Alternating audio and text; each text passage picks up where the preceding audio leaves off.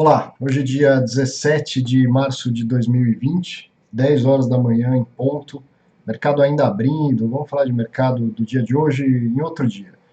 Hoje eu quero fazer um vídeo porque faz tempo que não movimento o meu canal no YouTube, geralmente eu coloco lá os conteúdos que vêm do Infomoney, mas o estúdio do Infomoney está fechado, não teve programa Fundos Imobiliários na semana passada. Então vamos falar um pouco de fundo imobiliário, vamos falar de mercado, vamos falar de tudo isso que está acontecendo e aproveitar para tirar lições e ver o que os fundos imobiliários de fato podem contribuir para portfólios. Acho que esse é um momento que todo mundo tem que procurar ajudar. Ficar em casa já é uma forma de ajudar, e eu sei ajudar falando de finanças. Eu não sou médico, eu não sou da área da saúde. O que eu posso fazer é tentar te tranquilizar e, de qualquer maneira, independente de estar em crise ou não, como professor, sempre procurar aprender, confirmar aquilo que a gente acreditava ou aprender coisas novas numa situação nova e compartilhar esse conhecimento. É isso que eu pretendo fazer aqui. Preparei alguns slides para falar sobre o que está acontecendo neste momento, olhando principalmente para o mercado nesse período de maior estresse que a gente passou, desde quando começou a ter circuit breaker. Então, olha, eu preparei alguns slides, deixa eu colocar aqui na tela. Então, desde que teve o primeiro circuit breaker, foi no dia 9 de março, está aí na sua tela o que aconteceu com o Ibovespa, com o IFIX, que é o índice de fundos imobiliários, e com o IMAB5+, que é um índice calculado pela Ambima, com os Tesouro IPCA, as NTNB de vencimento mais longo, aquelas que têm pelo menos 5 anos até vencer, mais de 5 anos até vencer, tá? Então aí tem coisas assim que vão vencer em 5 anos e meio, tem coisas que vão vencer em 20, 30 anos. Aí é uma carteira, um portfólio.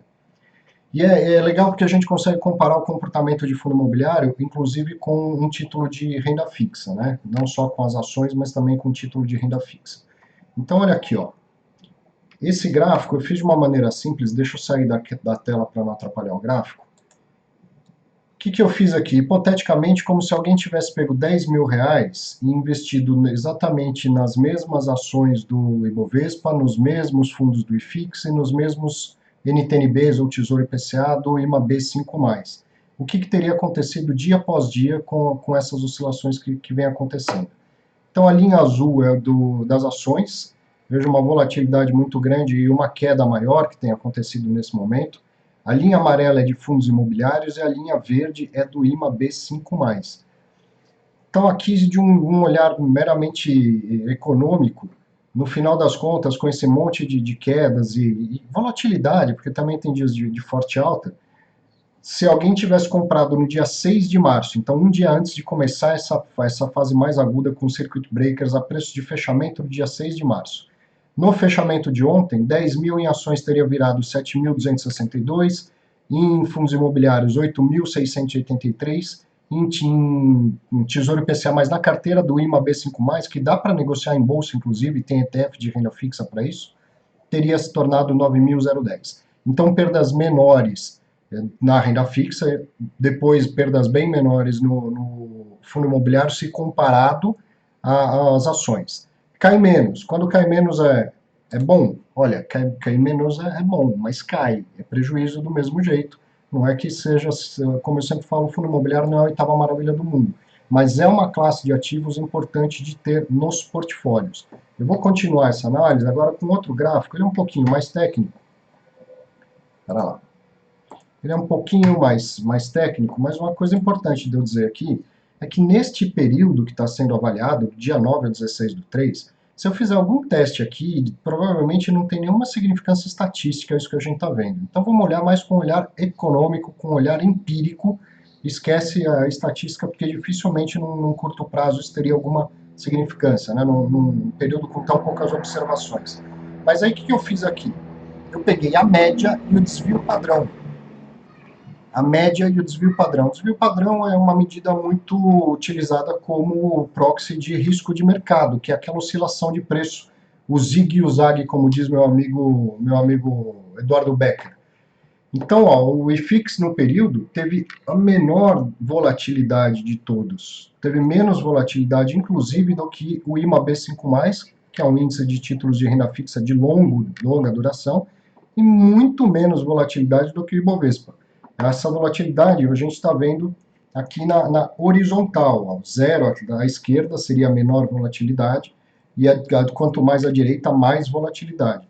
E apesar de um ou outro que afirma que não, volatilidade é risco. É óbvio que volatilidade é risco. Se isso não ficou óbvio para você ainda, vamos voltar para o gráfico mais simples.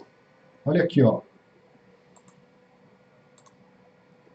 Volatilidade é ou não é risco? Se você precisar vender seus ativos no meio de uma situação dessa, aonde você tem mais chance de perder e aonde você tem menos chance de perder. Volatilidade é risco. A questão é, volatilidade é a proxy de risco de mercado. E não existe apenas o risco de mercado, nem na vida, nem no mercado financeiro.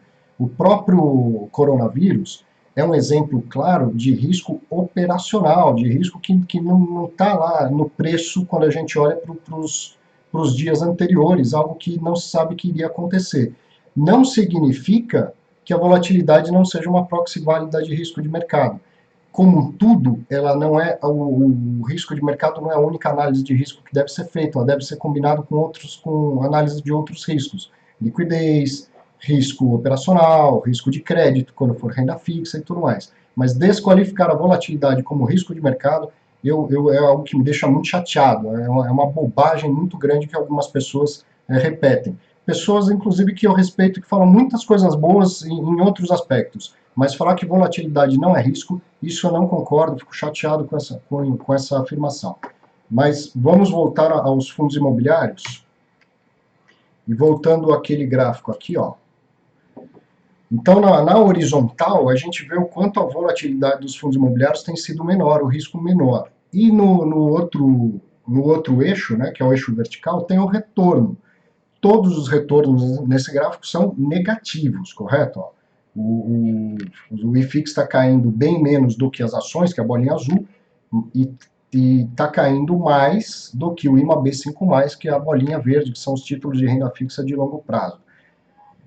Então, esse gráfico é legal, é um gráfico de dispersão, porque ele consegue colocar as duas coisas aí, o resultado, o retorno, seja positivo ou negativo, e o risco de mercado pela volatilidade. E aí você tem um olhar, uma análise do retorno ajustado pelo risco, nesse caso, o retorno negativo ajustado pelo risco. E aí, olhando esse gráfico, eu posso dizer que fundo imobiliário é melhor do que ação? Não, já cansei de falar isso. Fundo imobiliário não é melhor nem pior do que nada. Mas esses gráficos mostram o quanto um fundo imobiliário agrega na diversificação de portfólio, o quanto é importante para quem já tem ações, por exemplo, ter fundos imobiliários no seu portfólio. E o principal, se você, vou voltar para o gráfico, se você ainda está tudo na renda fixa e você vai ter que passar um pouco para a renda variável, eu sei que no meio da crise a última coisa que você está pensando é migrar para a renda variável, mas a crise passa, como a gente vai falar, e uma hora você vai ter que fazer essa migração. Então comece pelos fundos imobiliários, não vá direto para as ações. Daqui a pouco eu volto a falar sobre isso. Eu vou passar mais um slide aqui. Curioso essa situação dos fundos imobiliários serem menos voláteis do que títulos de renda fixa de longo prazo? Pode ser curioso, mas eu fiz uma pesquisa que foi publicada na revista de finanças do Instituto de Finanças FECAP, e essa pesquisa era com dados desde o início do IFIX, então janeiro de 2011, até, na época, agosto ou setembro de 2019. Então, um período bem longo, e que daí, no caso da volatilidade, havia significância estatística, tá? Do que a gente estava testando. E olha aí, ó, o resultado foi condizente, o IFIX com volatilidade menor do que o IMAB5+. Volatilidade maior do que os outros títulos pré-fixados de menor duração, de prazo mais curto para o vencimento, tá? Mas em relação aos títulos com prazo mais longo, esse comportamento eu já tinha observado numa pesquisa num período mais longo. E agora ele vem se confirmando, né? Ele vem se confirmando aqui, ó. Apesar de eu não poder falar que tem alguma significância estatística, isso aqui, porque é um período muito curto, do dia 9 a 16 de março de 2020, mas o movimento tem sido parecido, né? Tem sido condizente com aquilo que eu havia pesquisado anteriormente. Bom, o que eu gostaria de reforçar aqui, e acho que agora eu caibo aqui na tela junto com você, olha que legal. Isso eu coloquei nas minhas redes sociais há um bom tempo atrás, muito antes dessa crise, porque como a taxa de juros caiu, as pessoas precisam migrar de perfil, né, com taxa de juros baixa, é preciso fazer uma migração de perfil. Felizmente, a renda fixa ela não multiplica mais capital das pessoas, ela conserva o capital das pessoas, é isso que se espera dela, né? Então, quem estava todo mundo totalmente alocado em renda fixa precisa passar um pouquinho para renda variável, um pouquinho ou um pocão, não sei, depende do seu perfil, do seu momento de vida. Agora, o que não é necessário é dar saltos de perfil de risco. Perceba, você não precisa sair do total conservador que você era para ir para um total arrojado. Não há necessidade disso. Por quê? Porque de vez em quando aparecem crises como essa. E aí você que estava lá a vida inteira habituado a ser conservador, e não tinha nada errado em ser assim enquanto o juro era muito alto, o errado era o juro alto, não era você se era totalmente conservador. Mas agora o juro está num patamar decente, condizente com o que se espera para uma economia, e você precisa, sim, tomar um pouquinho de risco, investir um pouco em ações, em fundo imobiliário e tal, mas não precisa dar saltos de perfil de risco. Ir para fundos multimercado muito alavancados, trocar aquele seu PGBL, VGBL conservador por um que seja alavancado, que seja um multimercado mais arrojado. Vai para o meio, vai para o perfil moderado, que isso vai funcionar. Você não precisa dar saltos, tá? E lembrar que essa questão de perfil não é só conservador, só moderado ou só arrojado. Investimento é portfólio. Então, o que faz o seu perfil, na verdade, é a distribuição do portfólio dos seus investimentos. Não é para ficar só em títulos de renda fixa super conservadores, não é para encher o seu portfólio de títulos de renda variável muito arrojados, ou mesmo de renda fixa mais arrojados. É ter uma composição, um pouco de fundo imobiliário, um pouco de ações, um pouco de renda fixa, de crédito privado, se possível um pouco atrelado a dólar, pouca coisa, porque nessas horas ele cumpre um papel importante, quando tudo vai bem, não se espera muita coisa dele, é ter portfólio de investimentos. Então não saia migrando, talvez agora seja tarde, mas nem todo mundo passou por isso, não saia migrando as suas aplicações para fundos ou classes de ativos que você não conhece, isso é o mais importante, é entender o que vai fazer antes de fazer, tá? E para coisas muito arrojadas. Ver como olhar só o retorno não importa. Quem em janeiro foi olhar retorno de fundos pode ter migrado para investimentos muito arrojados que agora estão sofrendo.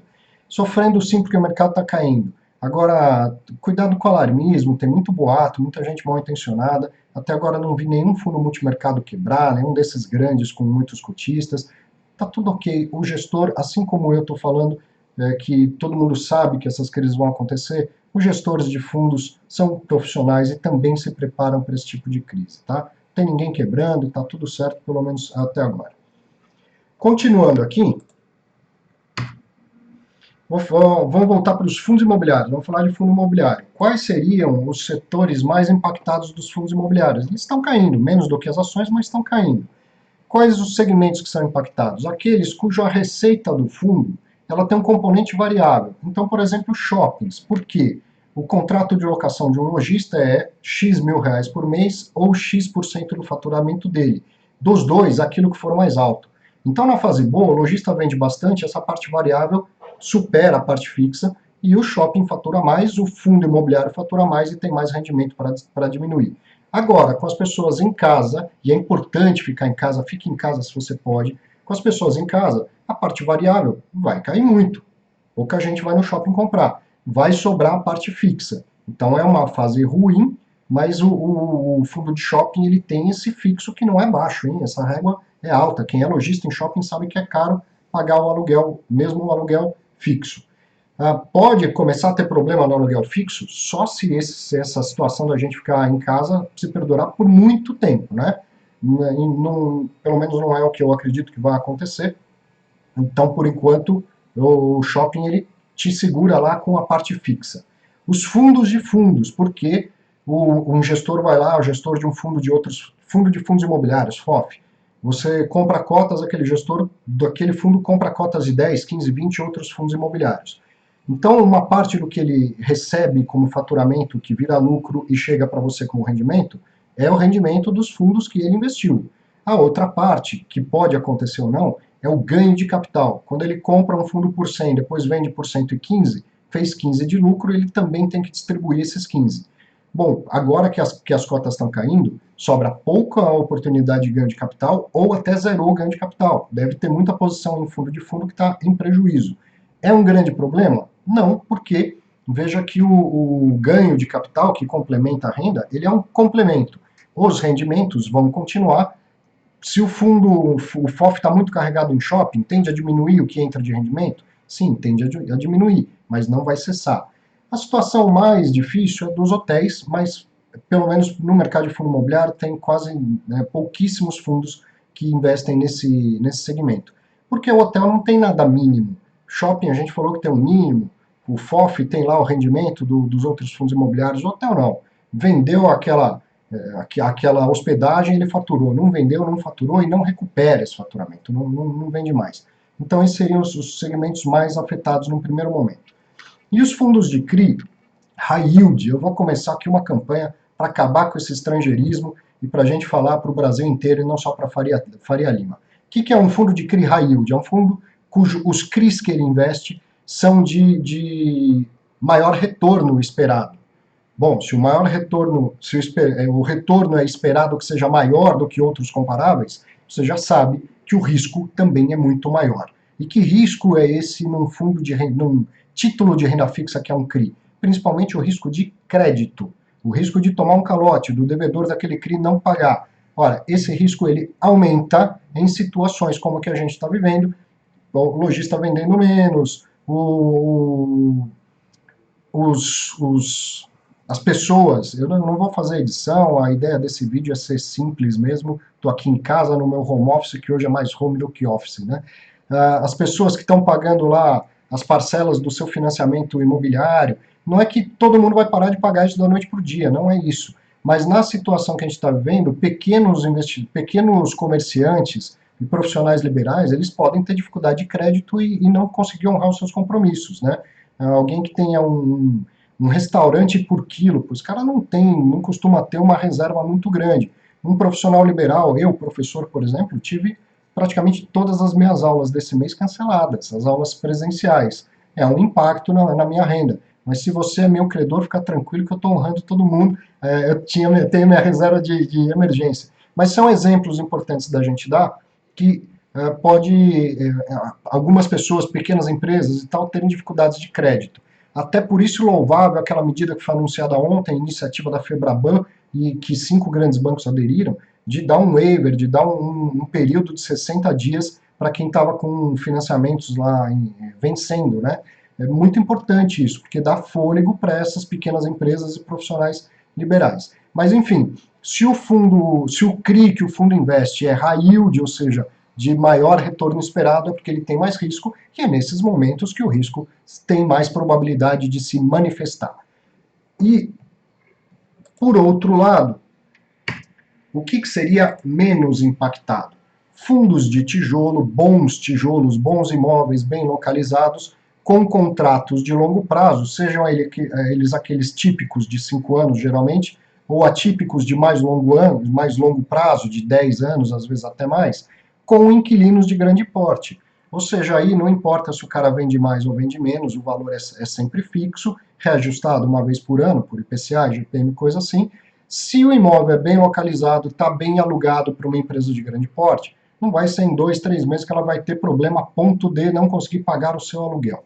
E se, como eu sempre falo, não existe negócio sem imóvel.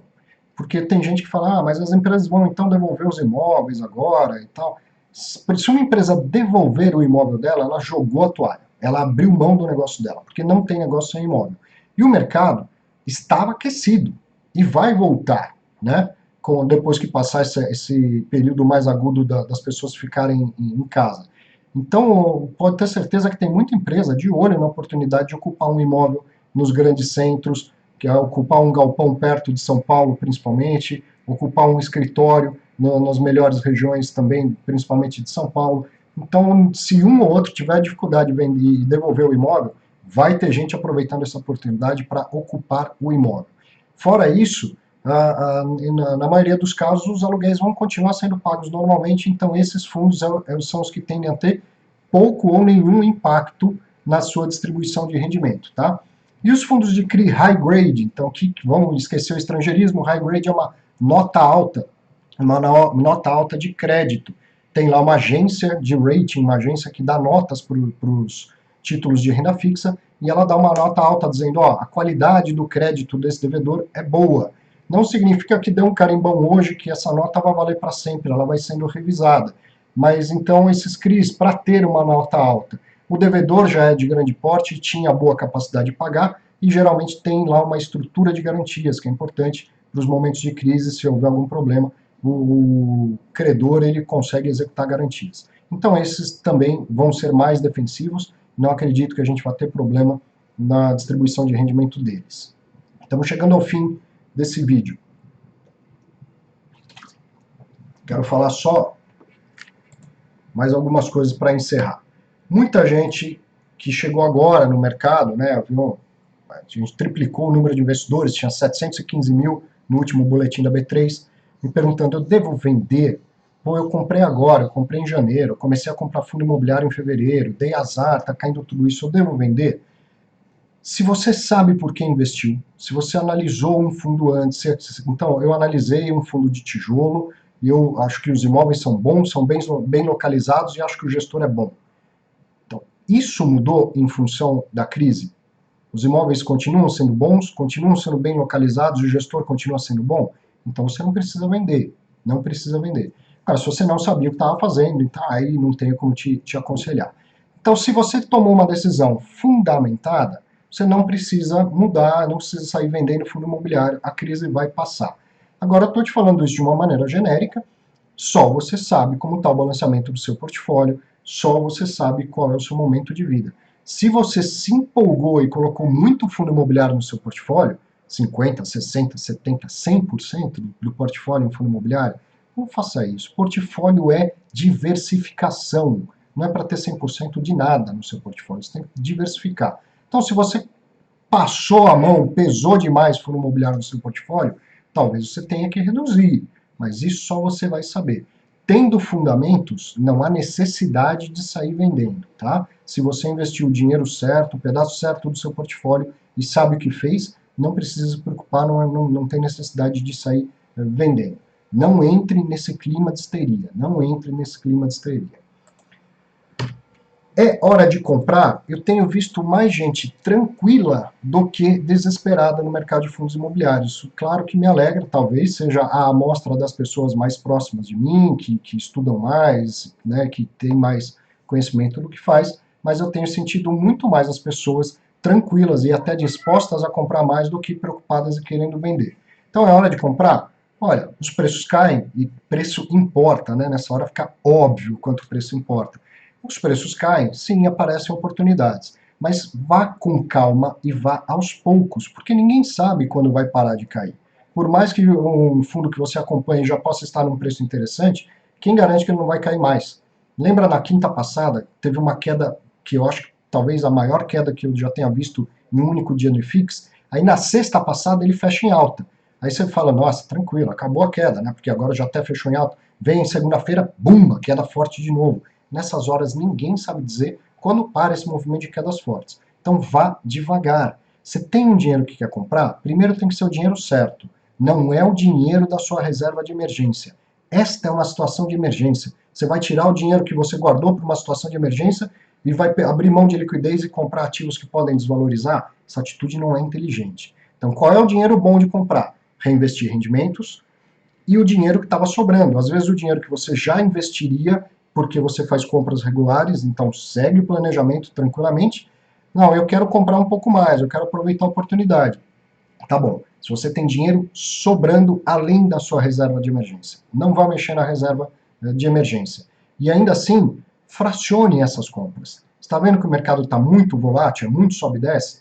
Então você tem lá, por exemplo, 10 mil para comprar, não sei quanto que é, em vez de ir lá e comprar 10 mil num dia só, compra 2.500 hoje, semana que vem compra mais 2.500, e assim por diante, até que a coisa normalize. Não se preocupe Não se excite com essa ideia de que eu quero acertar uma ótima compra no melhor preço. Cara, se livra dessa preocupação, se livra dessa coisa inútil e inócua, porque é impossível saber qual é o melhor preço, quando é o fim da queda, e vá comprando devagar, assim você protege o seu patrimônio.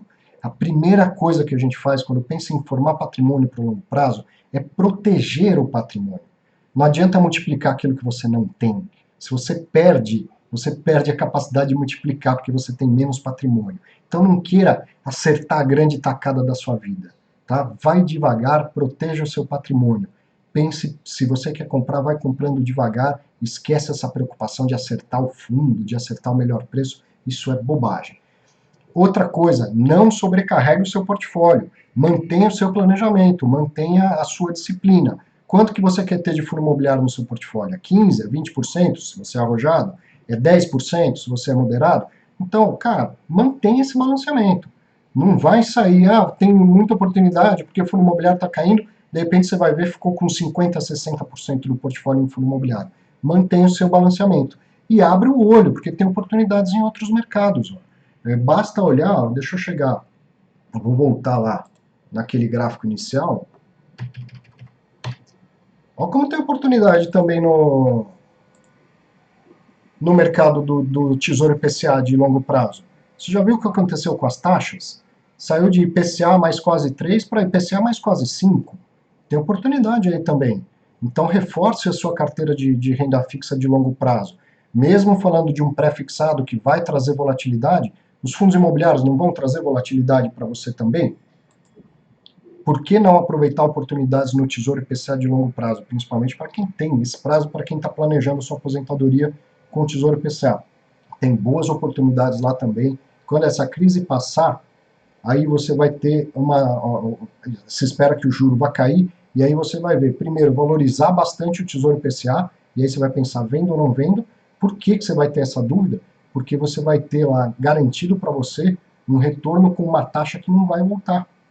De repente você conseguiu comprar para ganhar IPCA mais 4,7 e passou a crise, você vai fazer um novo aporte, está pagando lá IPCA mais 3. E aí você vai ficar com uma boa dúvida. Realizo esse lucro porque o preço muda bastante. Lembra que o que é fixo na renda fixa é a renda, nunca o preço, tá? Se tem oportunidade também nas NTNBs, é porque o preço delas vem caindo.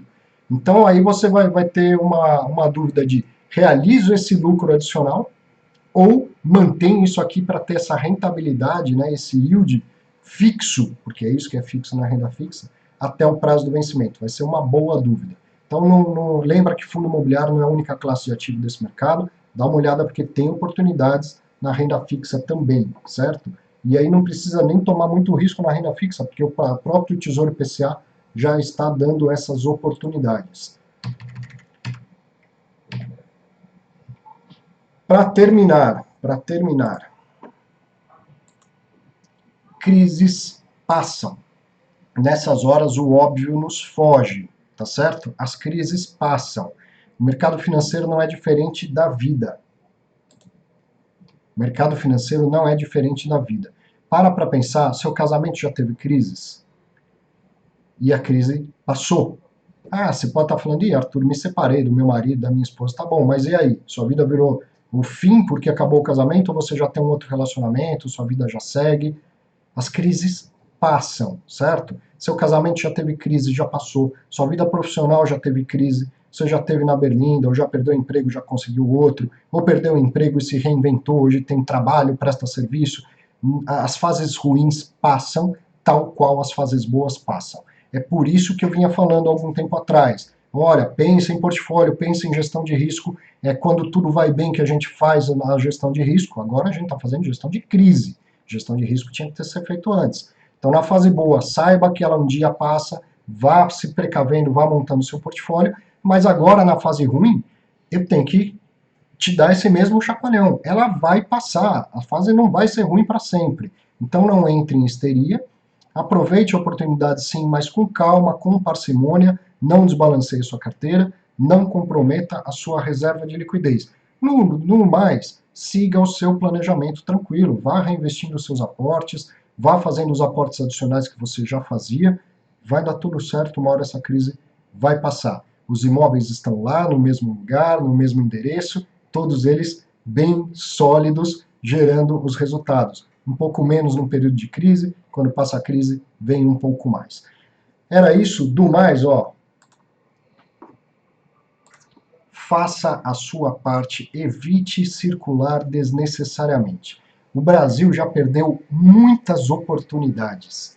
Tem uma frase que é triste, mas muito verdadeira, que o Brasil nunca perdeu uma oportunidade de perder oportunidades.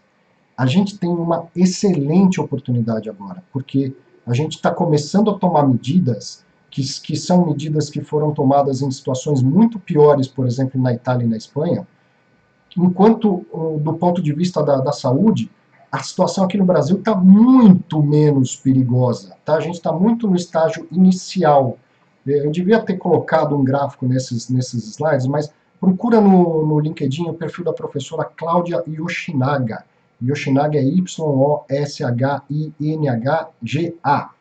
Ela tem feito, junto com outro professor pesquisador da FGV, gráficos diários da situação do Covid-19 no mundo inteiro. A professora Cláudia e o parceiro dela, desculpa, me perdoe, esqueci seu nome agora, são pesquisadores de finanças e estão usando o seu conhecimento para ajudar a disseminar dados sobre essa situação da saúde. Cada um ajuda com aquilo que pode, com aquilo que conhece.